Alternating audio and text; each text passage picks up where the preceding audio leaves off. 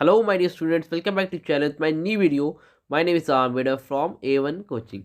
तो बेटा आज स्टार्ट करेंगे अपना न्यू चैप्टर, इसका नाम है ऑर्गेनाइजिंग। तो बेटा लास्ट वीडियो में हम लोगों ने प्लानिंग चैप्टर पूरा देख लिया था। उम्मीद करता हूँ वहाँ तक आपको अच्छे से समझ में आ गया था। तो आज हम लोग बात करेंगे कि ऑर्गेनाइजिंग क्या होता है। देखो बेटा, आप लोग ने प्लानिंग का मतलब तो समझ लिया अच्छे से कि प्लानिंग का मतलब क्या होता है। जब कभी भी कोई भी आप काम करने जा रहे हो तो उसमें आप लोग क्या करते हो, सबसे पहले प्लान बनाते हो। क्या बनाते हो भाई? प्लान बनाते हो। अब आपने प्लान बना लिया कि अब हम क्या करेंगे, बोर्ड एग्ज़ाम में 90% लेके आएंगे या 95% लेके आएंगे। ठीक है, तो आपने ये क्या बनाया, आपका प्लान है। अब प्लान को ऑर्गेनाइज भी तो करना है कि कैसे उसको ऑर्गेनाइज करें चीज़ों को। मतलब हमें किस टाइम पढ़ना है, कहाँ से पढ़ना है, क्या करना है ना। ये सारी चीज़ें क्या होती है, आपकी ऑर्गेनाइजिंग होती है। भाई हम एक सिस्टमेटिक वे में सोचे करेंगे, ऑर्गेनाइज करेंगे कि इस टाइम हम इंग्लिश पढ़ेंगे, इस टाइम हम जो है कॉमर्स पढ़ेंगे, इस टाइम हम इकोनॉमिक्स पढ़ेंगे, इस टाइम अकाउंट्स पढ़ेंगे, कितने घंटे चीज़ें करनी है। तो उसको एक प्रॉपर वे में क्या करना होता है, ऑर्गेनाइज करना होता है। या फिर आप समझ लो, आपने कोई एक किसी तरह का, मान लो आपने एक मॉल ओपन किया, एक एग्जांपल और ले लो। आपने कोई मॉल ओपन किया, मॉल ओपन किया तो उसमें फर्स्ट फ्लोर पे आपने ओपन तो कर लिया कि भाई आपने प्लान बना लिया, आपको मॉल ओपन करना है। आपका प्लान है कि आपको एक मॉल ओपन करना है। अब जो मॉल ओपन कर रहे हो तो उसको ऑर्गेनाइज करोगे ना कि भाई हमारा जो फर्स्ट फ्लोर है, तो फर्स्ट फ्लोर पे हम लोग क्या करेंगे, जितने भी रोज़मर्रा के सामान है वो बेचेंगे। सेकेंड फ्लोर पे क्या होगा, क्लोथ्स वगैरह मिलेंगे बड़ों के। थर्ड फ्लोर पे क्या होगा, भाई हमारा जो थर्ड फ्लोर पे होगा वो वहाँ पर बच्चों के सामान मिलेंगे, टॉयस वगैरह मिलेंगे। तो मतलब आपने क्या किया, ऑर्गेनाइज किया एक प्रॉपर वे में। फर्स्ट फ्लोर पे ये सामान मिलेगा, सेकेंड फ्लोर पे ये मिलेगा, थर्ड फ्लोर पर ये मिलेगा। तो एक प्रॉपर तरीके से चीज़ों को क्या करना, सिस्टमेटिक वे में ऑर्गेनाइज करना है। इसको हम लोग क्या बोलते हैं बेटा, ऑर्गेनाइजिंग। देखो बुक में क्या लिखा है, organising is the process of identifying and grouping various activities, bringing together. मतलब अरे जो एक्टिविटीज है उसको ग्रुपिंग करना और ब्रिंगिंग टुगेदर साथ में, physical, financial and other resources and establishing authority relationship among job position. देखो अब बहुत सी चीज़ें हैं तो उनको फिजिकल हो, फाइनेंशियल हो, अदर रिसोर्सेज, जितने भी रिसोर्सेज हैं उसके बीच में क्या करना, सबके बीच रिलेशनशिप बनाना कि भाई जो ऑर्गेनाइजेशन का सिस्टम है प्रॉपर तरीके से ऑर्गेनाइज हो। अरे ऑर्गेनाइज नहीं होगा तो वहाँ पर काम कैसे होगा। जैसे आप लोग देख सकते हो किसी शादी में वगैरह में होता है, अब अगर कैटरिंग वगैरह का काम मिलता है तो वहाँ पर जो मैनेजर होते हैं वो सारी चीज़ क्या करते हैं, ऑर्गेनाइज करते हैं कि भाई बारात आ रही है तो उनको नाश्ता प्रॉपर मिले, है ना, खाने का इंतज़ाम रहे, कोई नाराज़ ना होने पाए, कोई ये ना कहने पाए अरे मुझे तो खाना ही नहीं मिला था, है ना। तो हर चीज़ का एक प्रॉपर तरीके से मैनेज करना, है ना, ऑर्गेनाइज करना, उसी को हम लोग क्या बोलते हैं, ऑर्गेनाइजिंग बोलते हैं। क्या बोलते हैं बेटा, ऑर्गेनाइजिंग बोलते हैं। तो उम्मीद करता हूँ ऑर्गेनाइजिंग की मीनिंग अच्छे से आपको क्लियर हो गई होगी। अब आगे देखते हैं, जो आपको सेकेंड पॉइंट है इसमें वो ये है कि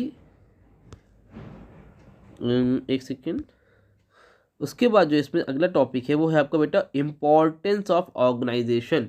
क्या है, इम्पोर्टेंस ऑफ ऑर्गेनाइजेशन।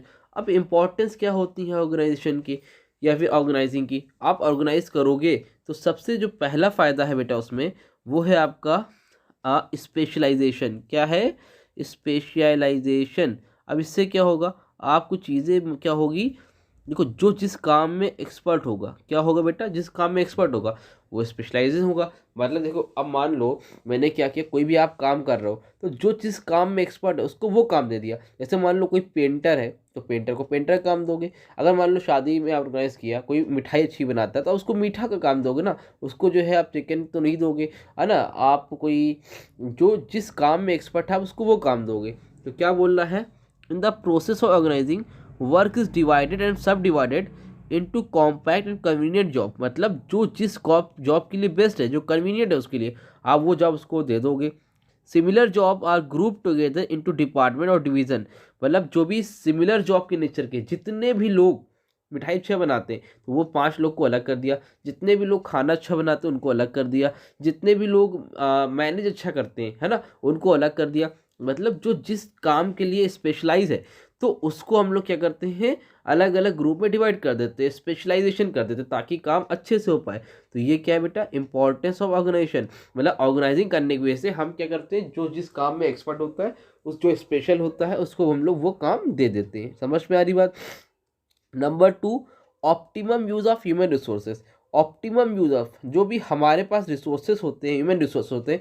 देखो हम लोग बिजनेस एक ऑर्गेनाइजेशन चला रहे हैं, तो वहाँ एज हम लोग के पास बहुत से ह्यूमन रिसोर्सेज, ह्यूमन मतलब इंसान, लेबर होते हैं, 10 20 50 होते हैं। तो उनको प्रॉपर तरीके से कैसे यूज़ करना है वो हम लोग ऑर्गेनाइजिंग के पर्पज से ही करते हैं। जो जिस काम में फिट होता है उसको वो काम दे देते हैं ताकि वो अपना काम कर सके, और उसको वो अथॉरिटी दे देते हैं। ठीक है, जैसे क्या लिखा है, all jobs of clearly defined and differentiated, मतलब जितनी भी जॉब होती है उसको हम लोग क्या करते हैं, क्लियरली तरीके से डिफाइन कर देते हैं और डिफ्रेंशिएट कर देते हैं। भाई साहब देखिए, आपको ये काम करना है, आप ये काम करिए। This help selection of employees and fitting the right person to the right job, मतलब ये सारी चीज़ें क्या करती है, आपको हेल्प करती है ताकि जो राइट पर्सन है उसको राइट जॉब में क्या कर सके, फिट कर सके। मतलब ये लाइन ज़रूर से लिख के आना, this help selection of employees and fitting the right person to the right job. तो यहाँ तक आप जरूर से लिखना कि राइट पर्सन जो होता है उसको राइट जॉब पे क्या करना, सेट कर देना। अब आप प्रॉपर ऑर्गेनाइज नहीं करें कोई काम, भाई कोई था जो मान लो कोई टीचर था जिसको इकोनॉमिक्स अच्छे से आती थी, लेकिन आप उससे इकोनॉमिक्स ना पढ़वा के आप इंग्लिश पढ़वा रहे हो, तो फिर इंग्लिश काम तो चलाओ कर ले रहा है लेकिन वो बेस्ट नहीं है, उसका बेस्ट सब्जेक्ट इकोनॉमिक्स है, तो आप उससे इकोनॉमिक्स पढ़ाओ, उससे इंग्लिश मत पढ़ाओ। ठीक है, तो ये सारी चीज़ें ऑर्गेनाइजिंग में आपको हेल्प करती है। Number 3, controlling and cooperation. अब कंट्रोलिंग करने का भी सॉरी लिखा है कोऑर्डिनेशन एंड कोऑपरेशन। देखो हर चीज़ को कोऑर्डिनेट करना। अब आपने क्या किया, सबका अलग अलग डिपार्टमेंट बना दिया कि भाई फर्स्ट फ्लोर पे ये वाले हैं, सेकंड पे ये है, थर्ड पे ये है। या मान लो प्रोडक्शन डिपार्टमेंट अलग है, सेल्स डिपार्टमेंट अलग है, फाइनेंस डिपार्टमेंट अलग है, मार्केटिंग डिपार्टमेंट अलग है। तो सबको कोऑर्डिनेट करना, कोऑपरेट करना, ताकि कि वो एक दूसरे से आपस में कांटेक्ट करें। ये ना रहे कि सब अपने अपने डिपार्टमेंट के बारे में सोच रहे हैं और बिजनेस में क्या हो जाए, लॉस हो जाए। तो हमारा मेन ऑब्जेक्टिव क्या है कि जो ऑर्गेनाइजेशन का गोल है, क्या है, जो ऑर्गेनाइजेशन का गोल है उसको अचीव करना है। तो उसके लिए कोऑर्डिनेशन और कोऑपरेशन आपस में बहुत ज़रूरी है। तो ये काम भी किस में होता है, ऑर्गेनाइजिंग की हेल्प से होता है। Number 4, security and support. Security and support में क्या होता है, sound organisation structure to source of security, support and satisfaction to manager worker performing their assigned task. It provides a definite status and position to each one of them. Security and support, भाई सबको security दी जाती है और सबको support रहता है, भाई आप ये काम करो, और सबको पता रहता है कि हमारा क्या स्टेटस है, और सबको उसकी पोजीशन बता दी जाती है, सबको उसका वर्क बता दिया जाता है कि आपको ये काम करना है। तो जिससे किसी के बीच में कॉन्फ्लिक्ट नहीं होता है और सबको पता रहता है कि देखो ये मेरा काम है तो ये हमें इतने टाइम तक पूरा करके देना है। तो ये सब फ़ायदा है ऑर्गेनाइजिंग की वजह से। क्लियर हो रहा है यहाँ तक, कोई दिक्कत तो नहीं है? आगे देखते हैं। उसके बाद हमारा देखो अगला पॉइंट है ग्रोथ एंड डाइवर्सिफिकेशन। 4 पॉइंट तो बता दिए, आप एक ही पॉइंट देख लो, बहुत ईजी है, इसी में है इस पे में। यहाँ पे देखो training development of personal. Personal का मतलब क्या होता है, पर्सनल का मतलब होता है जो वहाँ पर जो लोग काम करते हैं ना उसको हम लोग क्या बोलते हैं, पर्सनल। वर्कर जो वर्कर होते हैं उनको हम लोग क्या बोलते हैं बेटा, पर्सनल। तो training and development of personnel, तो sound organization encourage initiative and creative thinking on the part of employees. तो sound organization encourage initiative and creative thinking, उनके अंदर क्या करते हैं, क्रिएटिव थिंकिंग लाते हो, उन्हें इनिशिएटिव बनाते हैं ताकि वो काम को अच्छे से करें। It facilitate development of managerial talent at lower level through adequate delegation authority. Delegation authority देते हैं। डेलीगेशन अथॉरिटी का मतलब होता है कि अपने सबऑर्डिनेट को कुछ काम दे देना, ताकि मतलब एक जिम्मेदारी दे देना, रिस्पॉन्सिबिलिटी दे देना कि बार बार मेरे पास इस काम के लिए मत आना, आप इसको संभालो। तो उससे क्या होता है, उनके अंदर ट्रेनिंग होती है और साथ ही साथ धीरे धीरे डेवलपमेंट भी होता है। समझ में आ रही बात? तो ये सारी चीज़ें आपकी आती हैं किसके अंदर, इंपॉर्टेंस में। आप एटलीस्ट 4 इंपॉर्टेंस देख लेना, 4 आपके लिए इनफ है। ठीक, उम्मीद करते हैं यहाँ तक अच्छे से क्लियर हो गया। अब आगे देखते हैं भाई आगे क्या है। इंपॉर्टेंस के बाद आपका है अगला टॉपिक जो होगा वो होगा आई थिंक स्टेप्स। क्या होगा बेटा, स्टेप्स। और स्टेप्स जो हैं आपके, ये मोस्ट इम्पॉर्टेंट टॉपिक है आपका पेपर के हिसाब से, बहुत ज़्यादा इम्पॉर्टेंट टॉपिक है स्टेप्स। तो इसको ध्यान से समझो और ध्यान से करना। ठीक, तो सबसे पहला स्टेप जो है बेटा वो है इसमें डिवीज़न ऑफ वर्क। क्या है बेटा जी, डिवीज़न ऑफ वर्क। और स्टेप्स की एक खासियत है, जो प्लानिंग हो, ऑर्गेनाइजिंग हो, हमेशा स्टेप जो होते हैं लाइन टू लाइन ही करना है। अगर आपने ऊपर नीचे किया तो वहाँ पर काम खत्म, गलत हो जाएगा। तो अब देखो हमेशा इसमें क्या करोगे, ऑर्गेनाइजिंग हो या प्लानिंग हो, किसी का भी स्टेप होगा तो लाइन टू लाइन ही करोगे। ठीक है, जो पहला स्टेप है ऑर्गेनाइजिंग का वो बेटा है डिवीज़न ऑफ वर्क। क्या है, डिवीजन ऑफ वर्क। तो जब भी आप कोई भी काम करने जा रहे हो तो ऑर्गेनाइजिंग में सबसे पहले हम लोग क्या करते हैं, वर्क को डिवाइड कर लेते हैं कि कितने वर्क हैं, कितने काम हैं, है ना। कि भाई हमें क्या करना है, शादी पड़ी किसी की, शादी पड़ी तो उसमें क्या करना है कि किसी को खाना बनाना है, किसी को बर्तन मांजना है, किसी को डेकोरेट करना है, सबको अलग अलग काम है। तो वर्क को डिवाइड कर लिया कि भाई कितने काम है। तो फिर मैंने देखा 10 तरह के काम हैं। कितने तरह के? 10 तरह के काम है हमारे पास। तो अब वो हम लोगों ने देख लिया। तो वर्क को डिवाइड करो। पहला काम क्या बेटा? डिवीजन ऑफ वर्क, ठीक है। नंबर 2 है ग्रुपिंग जॉब और एक्टिविटीज। अब हम लोगों ने डिसाइड कर लिया कि भाई मेरे पास 10 टाइप्स के वर्क हैं। तो ग्रुपिंग जॉब एक्टिविटी, अब जो जिस काम में एक्सपर्ट, भाई मान लो मेरे पास 50 पीपल्स हैं। कितने पीपल्स हैं? 50 लोग हैं काम करने के लिए। कितने लोग हैं? 50 लोग हैं। अब 50 लोग को काम करने के लिए हैं, तो मैंने क्या किया, ग्रुपिंग जॉब एक्टिविटीज, मैंने ग्रुपिंग जॉब कर दी। भाई जो जिस काम में एक्सपर्ट था, जो जो लोग, मान लो मैंने 5 लोग को उठाया और वो लोग डेकोरेशन में अच्छे थे, उनको मैंने अलग कर दिया। फिर मैंने देखा 5 लोग ऐसे हैं जो खाना बहुत अच्छा बनाते, उनको अलग कर दिया। 5 लोग ऐसे हैं जो कि बात बहुत अच्छे से करते हैं, उनकी कम्युनिकेशन स्किल अच्छी है, तो उनको मैंने रोड वहाँ रास्ते में खड़ा कर दिया, मतलब डोर पे जो आएगा उनको वेलकम करना है। तो मतलब ग्रुपिंग जॉब और एक्टिविटीज़, तो मैंने क्या किया, ग्रुपिंग जॉब कर दिया। मतलब ये लोग ये करेंगे, ये लोग ऐसा करेंगे और ये लोग ऐसा करेंगे, सबको ग्रुपिंग जॉब, सबकी अलग अलग ग्रुपिंग जॉब सेट कर दी। अभी असाइन नहीं किया, मतलब वर्क को डिवाइड किया, भाई 10 तरह के काम है।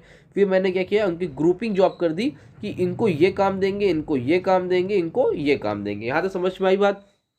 फिर उसके बाद आगे है ग्रुपिंग जॉब के बाद थर्ड पॉइंट बेटा, असाइनिंग ड्यूटीज। क्या लिखा है? ड्यूटी को असाइन करना। अभी तो मैंने डिसाइड किया था कि ये 5 लोग ये काम करेंगे, अब उनको बोल दिया भाई साहब ये आपका काम है, ये आपको ड्यूटी दी जा रही है, आपको ये काम करना है, उनको वर्क असाइन करना। तो वो लोग क्या करेंगे भाई, उनको पता है कि हमें ये काम करना है, 5-5 लोगों को अलग अलग कर दिया। अलग करने से क्या, वो अपना अपना काम अपने हिसाब से कर लेंगे। अच्छा देखो, इसमें हेडिंग याद कर लो।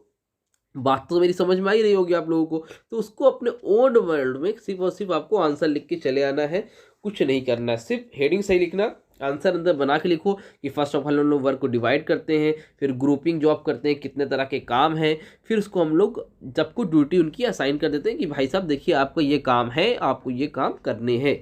क्लियर हो रही बात? समझ में आ रहा है? ईजी है? कोई दिक्कत तो नहीं है? नहीं है? चलो फिर जल्दी से आगे बढ़ते हैं बेटा। अब हम लोग आगे 3 के बाद है चौथा स्टेप है डेलीगेशन ऑफ अथॉरिटी। क्या है बेटा? Delegation of authority. 3 काम हो गया, ड्यूटी असाइन कर दी, अब अथॉरिटी दे दिया। भाई जिनको जिनको वर्क असाइन किया, जो 5-5 लोग ग्रुप को दिए थे ना कि आपको ये काम करना है, तो उनको डेलीगेशन ऑफ अथॉरिटी भी दी कि देखो भाई आपको ये काम दिया है, तो ये आपकी जिम्मेदारी है, छोटे छोटे काम के लिए मेरे पास मत चले आना, आपको अथॉरिटी दे रहा हूँ, कोई भी डिसीजन लेना होगा तो आप ले लेना। तो डेलीगेशन अथॉरिटी का मतलब होता है अपने सब ऑर्डिनेट्स को, कौन सब ऑर्डिनेट्स, यानी कि जूनियर्स, जो भी हम आपके जूनियर्स हैं, उनको रिस्पॉन्स अथॉरिटी देना कि भाई कुछ डिसीजन आप भी ले सकते हो। तो एक पर्टिकुलर फील्ड के लिए उनको एक पावर देना कि भाई आप ये डिसीजन लोगे, मेरे पास बार बार मत आना, उसको हम लोग बोलते हैं डेलीगेशन ऑफ अथॉरिटी। तो सबको अथॉरिटी दे दी गई। और 5वां पॉइंट है बेटा कोऑर्डिनेटिंग एक्टिविटी। समझ में आई बात यहाँ तक? 5वां कोऑर्डिनेटिंग एक्टिविटी। कोऑर्डिनेटिंग का मतलब होता है कि सबको अथॉरिटी दे दी और सब फिर आपस में सबको कोऑर्डिनेट करना है, क्योंकि देखो ऑर्गेनाइजेशन का गोल तभी अचीव होता है ना जब सारे के सारे डिपार्टमेंट के लोग काम करेंगे। तो एक ऑर्गेनाइजिंग मैनेजर जो होता है, जो मैनेजर होता है, वो सारी चीज़ों को कोऑर्डिनेट करके रखता है कि सारे लोग एक दूसरे से कॉन्टैक्ट करते रहें और काम हमारा जो वर्क है वो पूरा हो जाए। The activities and effort different individual are properly synchronized interrelationship between different positions are clearly defined so that everybody knows for whom he is to take order and whom can issue order। मतलब सबको पता होता है कौन उन्हें order देगा, किसकी बात उन्हें सुननी है, किसकी नहीं करनी है। सबका ग्रुप बांट दिया कि भैया ये 5 लोग हैं, ये 5 लोग में एक आदमी काम देगा, आप करो। अगर कोई दूसरे डिपार्टमेंट का आदमी कहता है तो आपको काम नहीं करना है। तो कोऑर्डिनेटिंग एक्टिविटी, सबको पता है कि कौन किसे ऑर्डर देगा, कैसे क्या काम करनी है, तो इस तरह से हो जाता है। तो पहला स्टेप क्या होता है बेटा, आपको याद करना होगा सबसे पहले division of work, division of work. उसके बाद क्या है, ग्रुपिंग, ग्रुपिंग की बात देखो मुझे याद होगी, ग्रुपिंग ऑफ जॉब। फिर तीसरा क्या है, असाइनिंग ड्यूटीज़। फिर चौथा क्या है डेलीगेशन अथॉरिटी, और पांचवा क्या है कोऑर्डिनेटिंग एक्टिविटीज। ये स्टेप बहुत ज़्यादा इंपॉर्टेंट है, जितने भी चैप्टर्स आएंगे सब के स्टेप इंपॉर्टेंट है, ध्यान से समझना। और कोई दिक्कत रह जाए तो मुझसे कमेंट सेक्शन पे इंस्टाग्राम पे कांटेक्ट कर लेना, जल्दी से इसे वन शॉट कंप्लीट हो जाएगा आपका सिलेबस। उम्मीद है 2-4 दिन के अंदर ही पूरा करा दूंगा स्पीड में। उसके बाद आपके लिए इंपॉर्टेंट क्वेश्चन की सीरीज लेके आऊँगा, एक एक सारी चीज़ों को डिटेल में समझाऊंगा, उसको देखते जाना। हर चीज़ आपकी आसान हो जाएगी, क्योंकि कॉमर्स में एक दिन का गैप है, तो हमें बहुत अच्छे से पहले से ही सब कुछ तैयार करके रखना होगा। कुछ इंपॉर्टेंट क्वेश्चन पेपर है, टेस्ट पेपर मैं टेलीग्राम पे अपलोड करूंगा, उसको आप लोग देख लेना, ठीक है। यहाँ तक समझ में आ गया, आगे बढ़ा जाए। चलो फिर आगे बढ़ते, जब यहाँ तक समझ में आ गया है तो इसके बाद है बेटा आपका जो नेक्स्ट टॉपिक होगा वो है कहाँ चला गया, ओ सॉरी उसी पेज में ही था। देखिए नेक्स्ट टॉपिक है, इसी के नीचे दिया हुआ है there are 2 types of organization. ये दिख रहा है आपको, there are 2 types of organization. I am so sorry. तो 2 तरह के ऑर्गेनाइजेशन होते हैं, पहला होता है फॉर्मल ऑर्गेनाइजेशन और दूसरा होता है इनफॉर्मल ऑर्गेनाइजेशन, ठीक है। तो फॉर्मल ऑर्गेनाइजेशन क्या होता है और इनफॉर्मल ऑर्गेनाइजेशन क्या होता है, चलो जल्दी से अब समझ लेते हैं। तो फॉर्मल ऑर्गेनाइजेशन का मतलब होता है वो ऑर्गेनाइजेशन, क्या होता है वो ऑर्गेनाइजेशन जहां पर सब कुछ फॉर्मली बिहेव होता है, जहां पर एक मैनेजमेंट के द्वारा सारी चीज़ें सेटअप की जाती है। एक कंपनी सेटअप बनाती है कि आपको किस बिहेवियर में किस तरह से अपने जूनियर से अपने सीनियर से बात करना है। यहाँ पर मैनेजमेंट सेटअप करता है कि वहाँ का बिहेवियर कैसा होगा, उसको हम लोग क्या बोलते हैं फॉर्मल ऑर्गेनाइजेशन।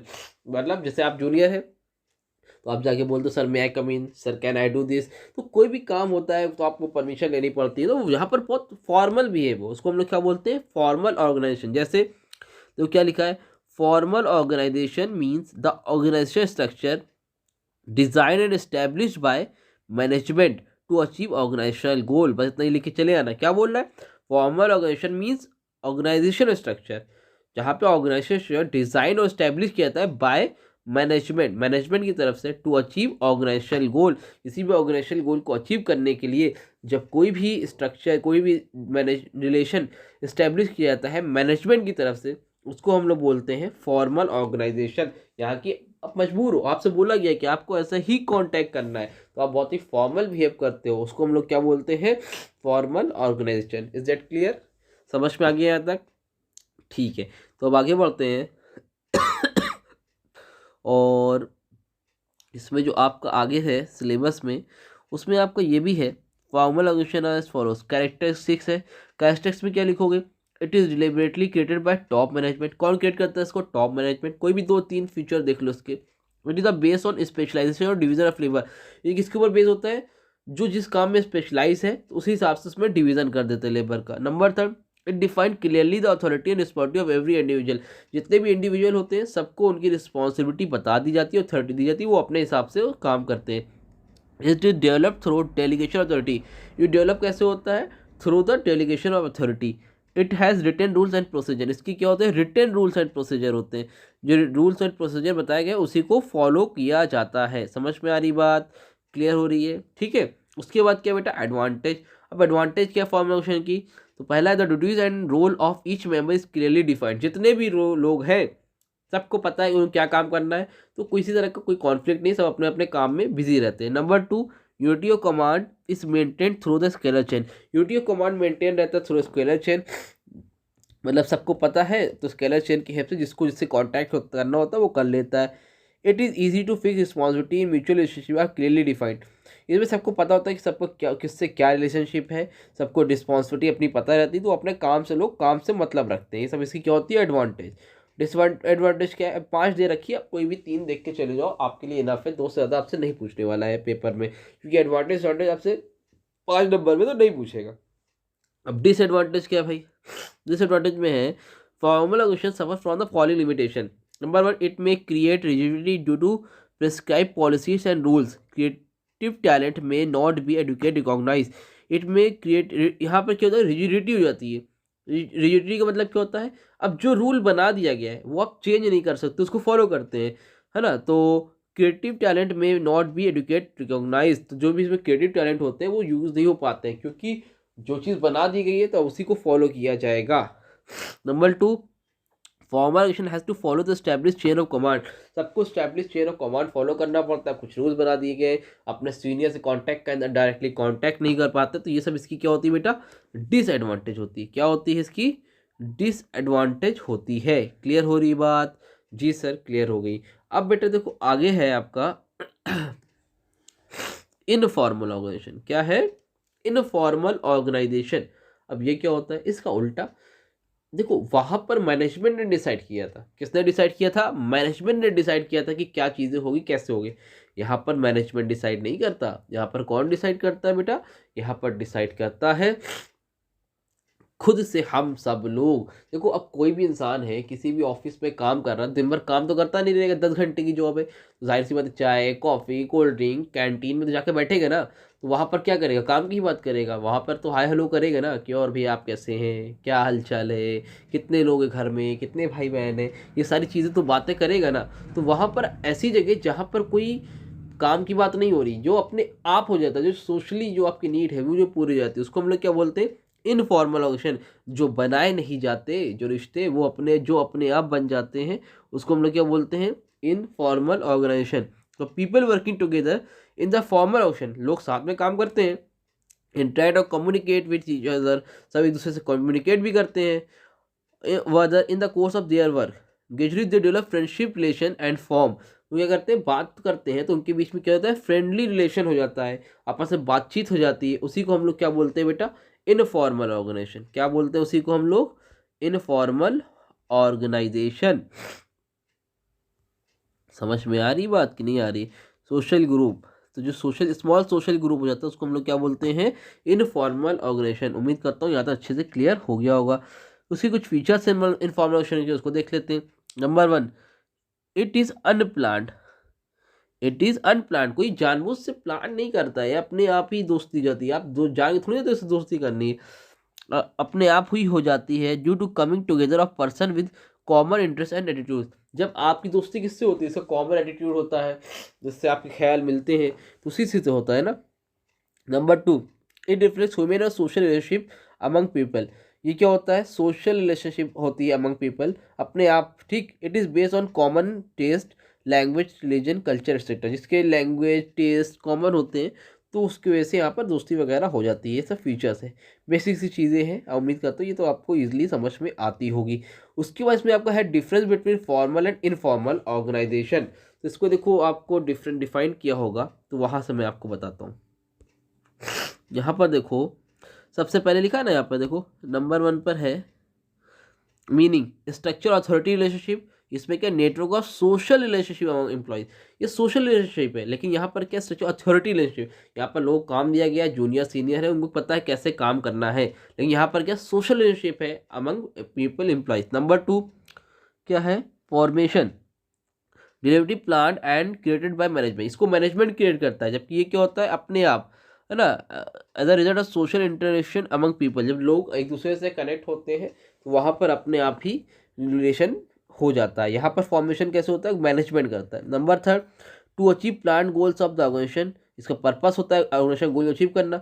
ये क्या होता है, to satisfy social and cultural needs of members and fulfil common interest. ठीक है, तो अपनी नीड्स, सोशल नीड्स को पूरा करने के लिए यहाँ पर चीज़ें होती है। नंबर 9 पर फिर आगे बेटा, स्ट्रक्चर ही has a well defined structure of task and relationship, no clear cut structure, complex network of division, rigid होता है, फ्लेक्सिबल होता है, आप चेंज कर सकते हो, इसमें आप चेंज नहीं कर सकते हो। फोकस, ये जॉब होता है, ये interest in other human aspects होता है। यहाँ पर मजबूरी है, करना पड़ेगा, लेकिन interest in other human aspects होता है। तो इसमें से कोई भी आपको जो 5 डिफरेंस अच्छे लगे उसको आप क्या कर लो, उसको आप लर्न कर लो, अब काम हो जाएगा। तो ढेर सारी चीज़ें दे रखी है, इतना आपको देखने की ज़रूरत यहाँ पर नहीं है। अब बात करते हैं एडवांटेज की, कि एडवांटेज क्या क्या होती है। Number 1, sense of belonging. ठीक है, तो ये अपनेपन की भावना, इसका मतलब क्या लिखा है देखो बुक में, अपनेपन की भावना मतलब in a formation an employees one among several people he has link sense of belonging and personal worth. जिसमें भी अपनेपन की भावना आती है, लोगों को बातचीत करने में बड़ा अच्छा लगता है। रिलीफ ऑफ मोनोटोनी, मोनोटोनी का मतलब क्या होता है, सिमिलर और सेम वर्क। मतलब a formal organisation requires employees to perform job of routine nature which cause monotony और बर्डन। अब एक ही जैसा काम करते रहोगे तो भाई बर्डन बहुत ज़्यादा हो जाएगा।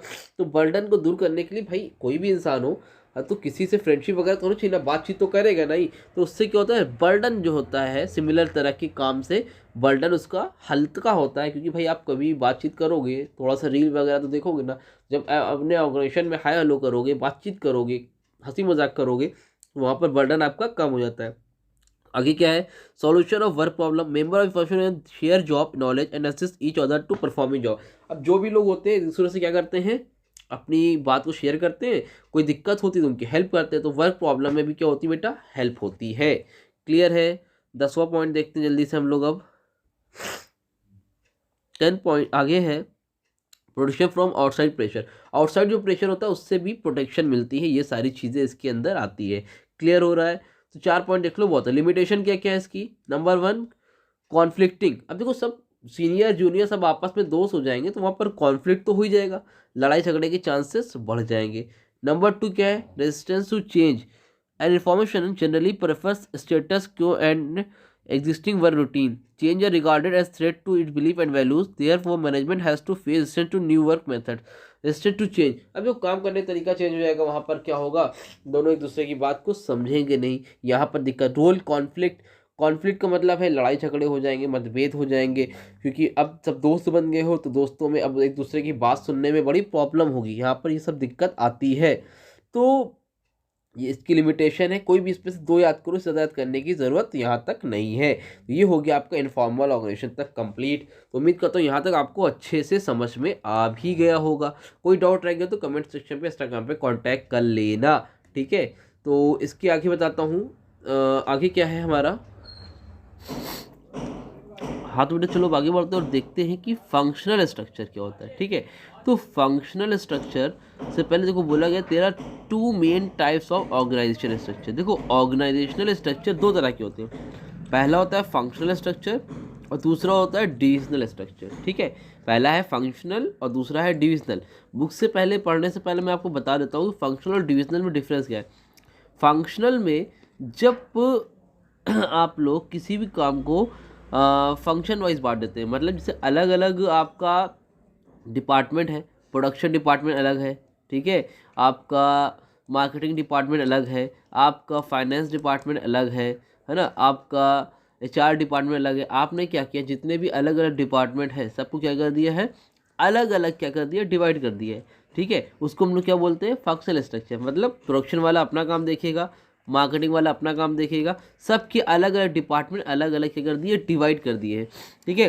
देखो यहाँ पे क्या लिखा है, under functional structure each major और basic function is organise as a separate department. जितने भी सबके अलग अलग सेपरेट डिपार्टमेंट ऑर्गेनाइज कर दिए हैं। Basic organization function are function performance of which is vital and essential to the survival for the organization. Example दो क्या लिखा है, production, sales, financing and personal are basic function in a manufacturing enterprises. तो इन लोगों को क्या किया गया, सबके अलग अलग डिपार्टमेंट बांट दिए गए कि भैया प्रोडक्शन वाला एक तरफ, सेल्स वाला एक तरफ, फाइनेंस वाला एक तरफ। मतलब कहने का इनका ये है कि जितने भी डिपार्टमेंट हैं उनको अलग अलग कर दिया है, सेपरेट कर दिया गया है। सबको अपना अपना काम पता है कि भाई आपके पास 10 आदमी है, आपको अपने हिसाब से काम करना है। तो जब आप डिपार्टमेंट वाइज सबको अलग कर देते हैं बेटा, उसको हम लोग बोलते हैं फंक्शनल डिपार्टमेंट। क्या बोलते हैं, फंक्शनल स्ट्रक्चर, ठीक है। अब इसकी एडवांटेज क्या क्या होती है ये देख लेते हैं। सबसे पहली एडवांटेज है, it is the most logical, time proven and natural form of an organization structure. It is the most logical function होता है ये, time proven and natural form of, मतलब इससे नेचुरल तरीका है कि आप सबको अलग अलग कर दो, थोड़ा सा आपका टाइम भी बचता है और चीज़ें ख़राब नहीं होती, बहुत ईजिली हो जाती है, सबको अपना काम वहाँ पर पता होता है। Number 2, it provides occupational specialization which makes optimum utilization of manpower and promote efficiency in operation।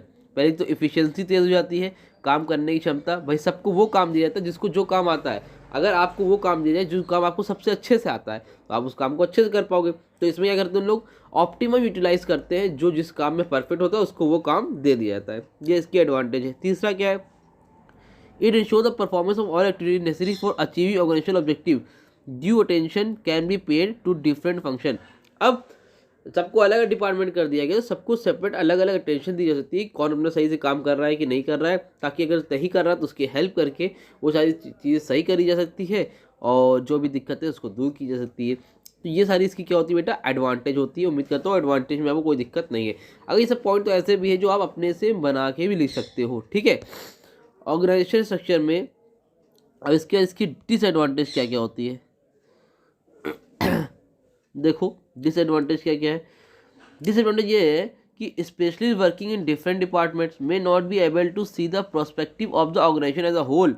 मतलब समझ रहे हो, ये बोल रहे जितने भी आपके स्पेशलिस्ट होते हैं वो सब अलग अलग डिपार्टमेंट में काम करते हैं, तो वो एज अ होल काम नहीं करते। देखते जो जैसे मान लो कोई इंसान है, आप एक पर्सन है यहाँ पर, राहुल है इसका नाम, ये प्रोडक्शन डिपार्टमेंट में। ये एक पर्सन, इसका नाम अमित है।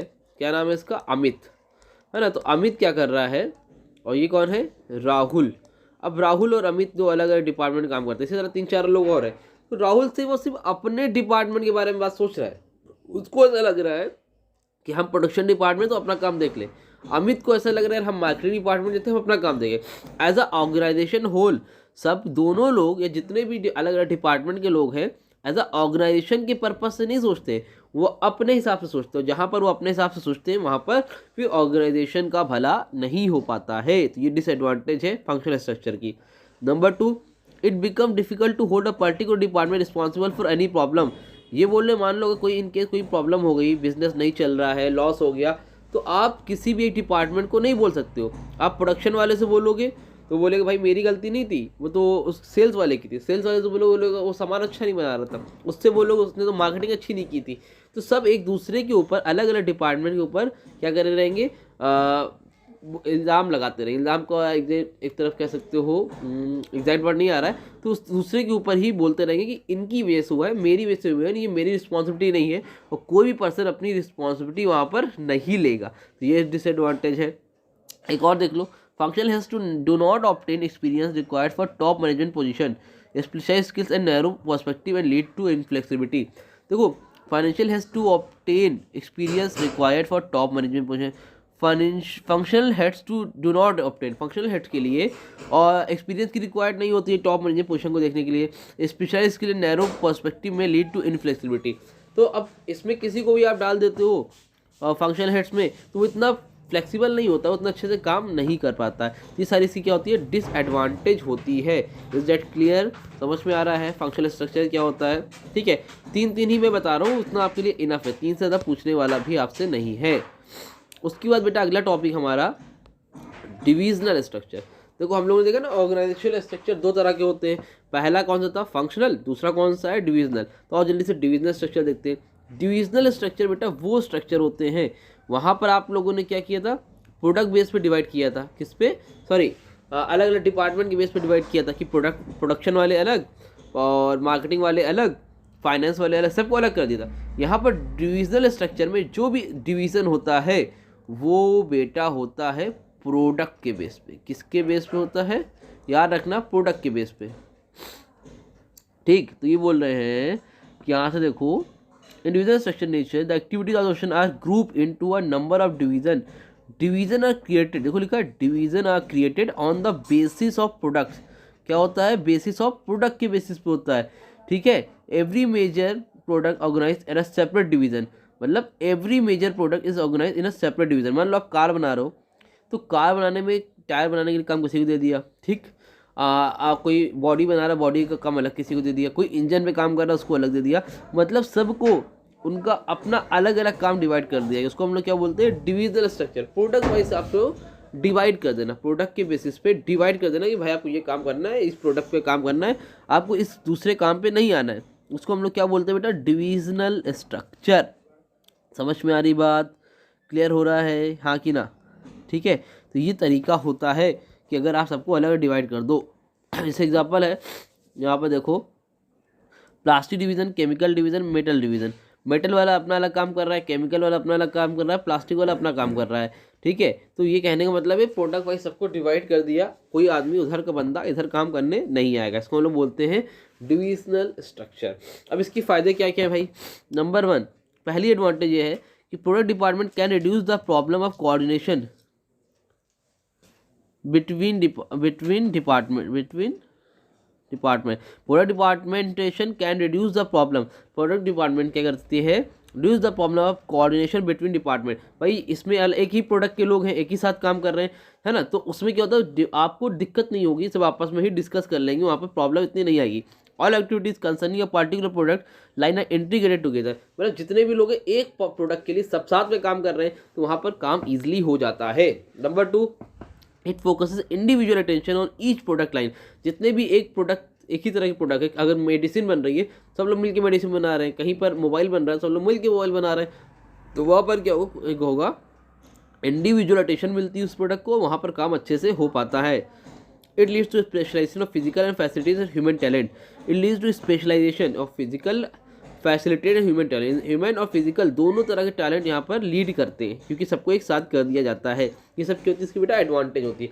इतनी ढेर सारी दे रखी है, आपको इतना देखना नहीं है, मैक्सिमम आप 3 देख के जाओ, ज़्यादा हो जाए 4 देख लो, इससे ज़्यादा आपको देखने की यहाँ पर ज़रूरत नहीं है, ये याद कर लेना। It is more flexible and adaptable to change. More flexible होता है, जब आपको कोई चीज़ें चेंजिंग करनी होती है तो आप जल्द से जल्द उसमें चेंज ला सकते हो, ठीक है। डिसएडवांटेज क्या होता है डिवीजन स्ट्रक्चर की। Number 1, there is a duplication of physical facilities and function. Each product division maintains its own facilities and person due to which operating cost may be high. यहाँ पर ऑपरेटिंग कॉस्ट क्या होती है, high होने के chances रहते हैं, क्योंकि सबके सब स्पेशलाइज है एक ही प्रोडक्ट में, तो वहाँ पर आपको ये यहाँ पर जो ऑपरेटिंग कॉस्ट है, जो सामान बना रहे हो, उसके हाई होने के चांसेस बढ़ जाते हैं, ठीक है। आगे क्या है,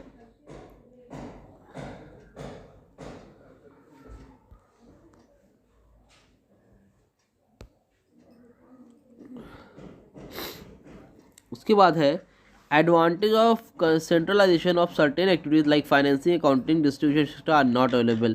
यहाँ पर क्या है, advantage centralization of certain activities, देखो उन्होंने अलग अलग प्रोडक्ट के बेस पे अलग कर दिया है, तो वहाँ पर कुछ एक्टिविटी है, financing, accounting, distribution are not available, यहाँ पर ये सारी चीज़ें अवेलेबल नहीं होती है, तो ये सारी दिक्कत यहाँ पर आती है। कॉन्फ्लिक्ट में arise between different division and allocation of funds and other resources, तो वहाँ पर कॉन्फ्लिक्ट होने के भी चांसेस यहाँ पर रहते हैं, तो इस तरह के डिसएडवांटेज। इतना इंपॉर्टेंट टॉपिक नहीं है, इसको ज़रूर से देख लेना। फिर अगला टॉपिक है डिफरेंस बिटवीन फंक्शनल स्ट्रक्चर और डिविजनल स्ट्रक्चर। अब ये आपको फंक्शन और डिविजनल के स्ट्रक्चर का तो मतलब पता ही है, अभी देख लो, each major function of the organisation is separate department. यहाँ पर सेपरेट डिपार्टमेंट बनाए जाते हैं, यहाँ पर क्या होता है, each major product line as a separate division, तो प्रोडक्ट के बेसिस पर सेपरेट डिवीजन किया जाता है। यहाँ पर फंक्शनल स्पेशलाइजेशन है, यहाँ पर प्रोडक्ट स्पेशलाइजेशन है, यहाँ पर फंक्शनल डिपार्टमेंट एंड सेक्शन है, यहाँ पर product division and sub section है। डिफिकल्ट है, ये सिंपल होता है। इकोनॉमिकल है, ये एक्सपेंसिव है, लेकिन डिविजनल में खर्चा ज़्यादा आता है। तो ये सारी चीज़ें हैं, आप इसको देख सकते हो। इसका कंट्रोल सिंपल है, इसका डिफ़िकल्ट है, तो आप तो इसको डिफरेंस ज़रूर से देखे जाना। मैं हमेशा बोलता हूँ कि डिफरेंस वाले क्वेश्चन हमेशा इंपॉर्टेंट होते हैं, इस चीज़ को ध्यान में रखना और उसको देख के ज़रूर से जाना बेटा, ठीक है। नेक्स्ट टॉपिक है डेलीगेशन ऑफ अथॉरिटी, जो कि बहुत बहुत ज़्यादा मोस्ट इम्पॉर्टेंट टॉपिक है और पेपर में इसके आने के चांसेस बहुत ही ज़्यादा हैं, ठीक है। तो डेलीगेशन अथॉरिटी का मतलब मैं शॉर्ट में पहले ही बता चुका हूँ आपको कि डेलीगेशन अथॉरिटी का मतलब होता है कि अपने सबऑर्डिनेट्स को, अपने जूनियर्स को क्या करना, ड्यूटी असाइन करना कि भाई आप ये काम देखो और मेरे पास लेके मत आना, कोई बहुत बड़ी प्रॉब्लम हो तब आओ। मतलब एक तरह से अपने जूनियर को क्या करना, एक पावर देना, उनको अथॉरिटी देना, रिस्पॉन्सिबिलिटी देना कि भाई आपकी ये जिम्मेदारी है, ये आप रिस्पॉन्सिबिलिटी समझो और यही आपकी अथॉरिटी भी है और रिस्पॉन्सिबिलिटी भी है, आपको ये काम करना होगा। इसको हम लोग बोलते हैं डेलीगेशन अथॉरिटी। तो delegation authority takes place when a manager assign a part to his work to other and give them the authority to perform the assign task. किसी पर्टिकुलर टास्क के लिए अथॉरिटी दी है और जो भी रिस्पॉन्सिबिलिटी सब उसी को दे दिया गया है कि ये काम आप देखोगे, आप अपने हिसाब से सारी चीज़ों को मैनेज करो, उसको हम लोग बोलते हैं बेटा डेलीगेशन ऑफ अथॉरिटी। उसकी मीनिंग ज़रूर से देख लेना, ठीक है। इसके बाद इसमें जो आगे है,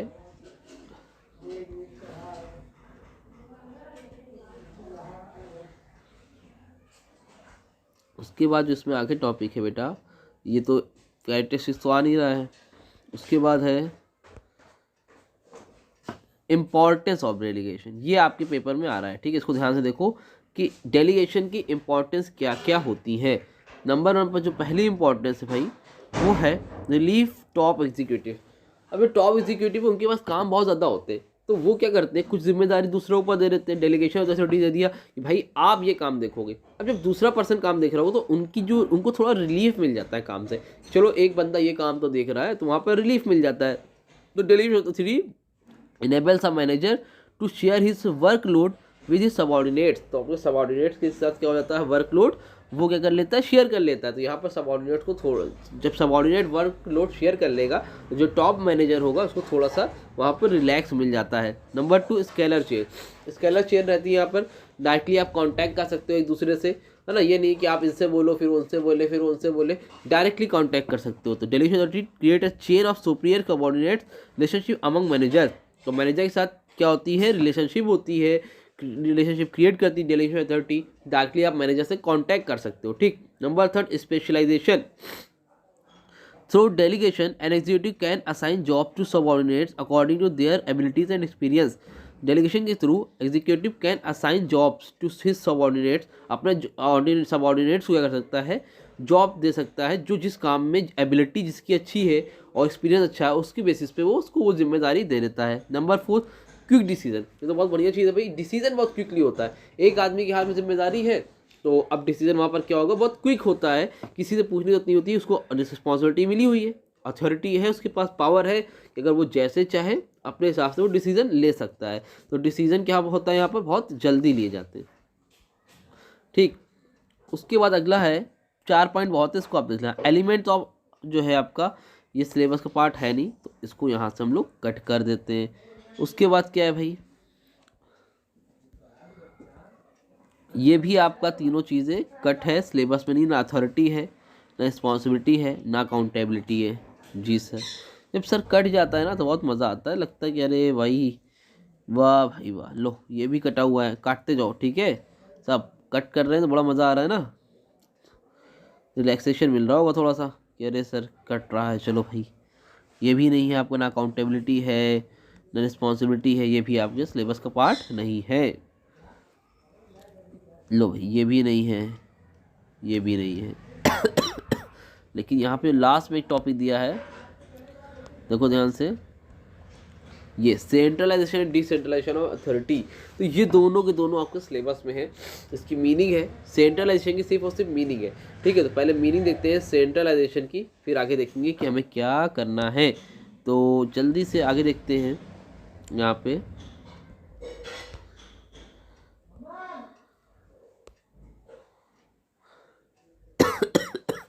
सॉरी, देखो सेंट्रलाइजेशन की मीनिंग बोला गया है। सेंट्रलाइजेशन का मतलब क्या होता है, समझो।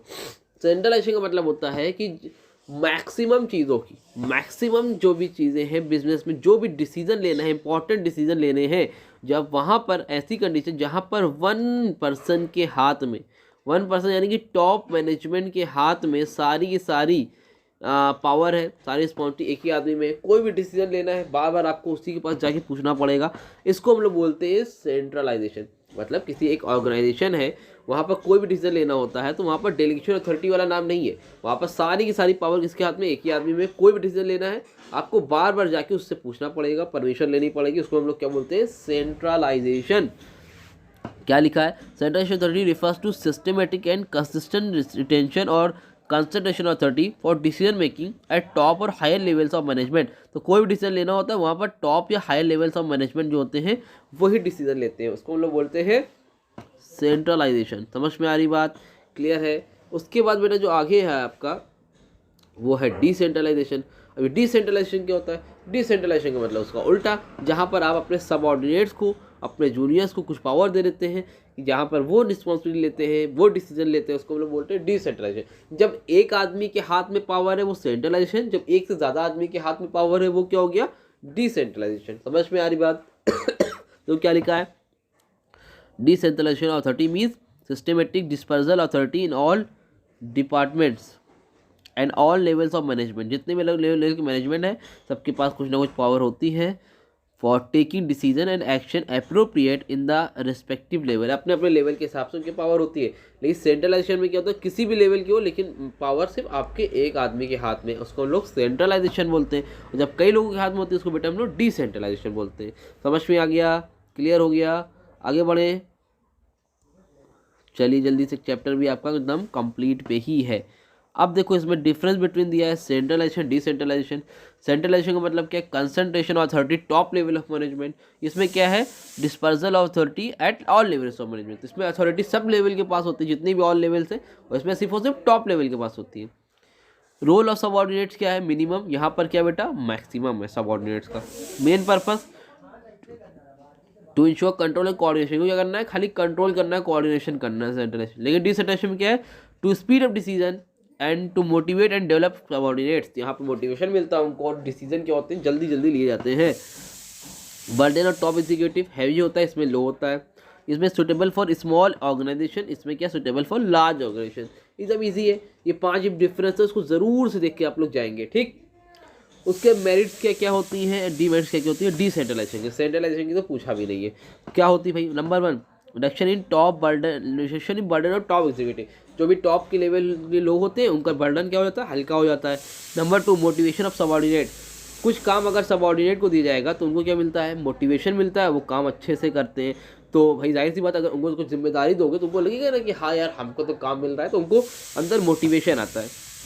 Number 3, better decision. Better decision लेने में भी हेल्प करता है डिसेंट्रलाइजेशन, क्योंकि वहाँ पर कई लोग हैं, कई लोग मिलकर काम कर रहे हैं, तो वहाँ पर क्या होता है, डिसीजन अच्छा आता है। Innovation and creativity. जब कई लोग मिलकर डिसीजन लेंगे तो वहाँ पर नई नई चीज़ें इनोवेट होती है, और क्या होता है, क्रिएटिविटी आपको वहाँ पर देखने को मिलती है। समझ में आ रही बात, क्योंकि अगर कई लोग अलग अलग हैं, अच्छे अच्छे दिमाग हैं, सबका अपना अपना माइंड है, तो सबको क्या किया जाता है, यूज़ किया जाता है, और सब अपना अपना आइडिया देंगे, तो वहाँ पर आपको क्रिएटिविटी देखने को मिलेगी। समझ में आ रही बात। तो ये 4 मेरिट इसकी देख के चले जाना।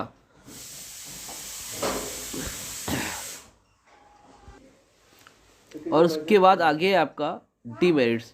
अब डीमेरिट्स क्या क्या है भाई इसके। नंबर 1 पर डीमेरिट्स है बेटा आपकी लैक ऑफ कोऑर्डिनेशन। यहाँ पर कोऑर्डिनेशन नहीं हो पाता है, मतलब कोऑर्डिनेशन कमी होती है। जैसे अब आपके अलग अलग डिपार्टमेंट है ना, तो कोऑर्डिनेशन नहीं हो पाता है। डिसेंट्रलाइजेशन में अपने अपने डिपार्टमेंट लोग ध्यान देते हैं। डिसेंट्रलाइजेशन में create problem in coordination among different units of the enterprise.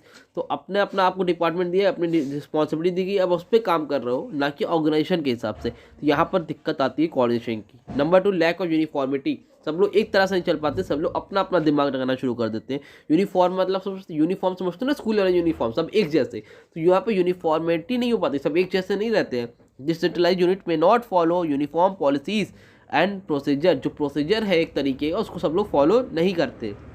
Heavy overheads. Heavy overheads हो जाता है, भारी खर्चे बढ़ जाते हैं, क्योंकि आप यहाँ पे डिसेंट्रलाइजेशन कर रहे हो, तो जाहिर सी बात एक अच्छा मैनेजर लाओगे, सबको सैलरी दोगे, तो वहाँ पर ओवरहेड्स आपके बढ़ जाते हैं। Number 4, unsuitable for small firm.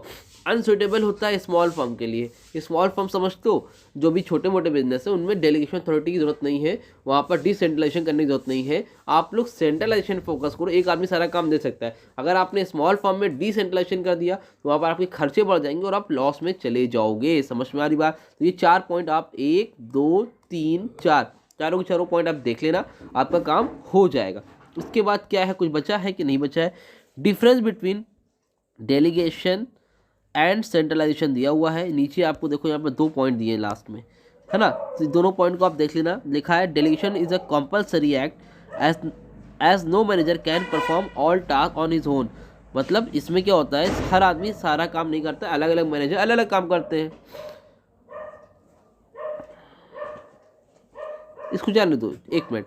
इसमें क्या है, ये आपको शायद सिलेबस का पार्ट है ही नहीं, ठीक है, याद नहीं था मुझे, याद है ये आपका सिलेबस का पार्ट नहीं है। जितना है उतना करा दिया है वहाँ तक, डीमेरिट्स तक। उम्मीद करता हूँ वहाँ तक आपको इससे समझ में आ गया होगा। चैप्टर आपका हो गया बेटा यहाँ पर कंप्लीट, ठीक है। तो कोई डाउट रह गया हो तो कमेंट सेक्शन पे इंस्टाग्राम पे कांटेक्ट कर लेना। और अब नेक्स्ट वीडियो स्टाफिंग की आएगी, वो भी आपको आज ही मिल जाएगी। 4 चैप्टर, जो 5 चैप्टर बचे वो आज से कल तक मैं कंप्लीट करा दूंगा। बैक टू बैक वीडियोज़ आएगी और सिलेबस मुझे कंप्लीट कराना है, तो इसलिए आज आपको स्टाफिंग भी मिल जाएगा। तब तक ऑर्गेनाइजिंग देखो, फिर थोड़ी देर में स्टाफिंग अपलोड करता हूँ, उसको देखो, और चैप्टर आपका हो जाएगा कंप्लीट। तो कोई दिक्कत हो, कोई डाउट रह गया हो तो कमेंट सेक्शन पे इस टाइम में कॉन्टैक्ट कर लेना। मिलते हैं न्यू वीडियो में, तब तक के लिए थैंक यू सो मच।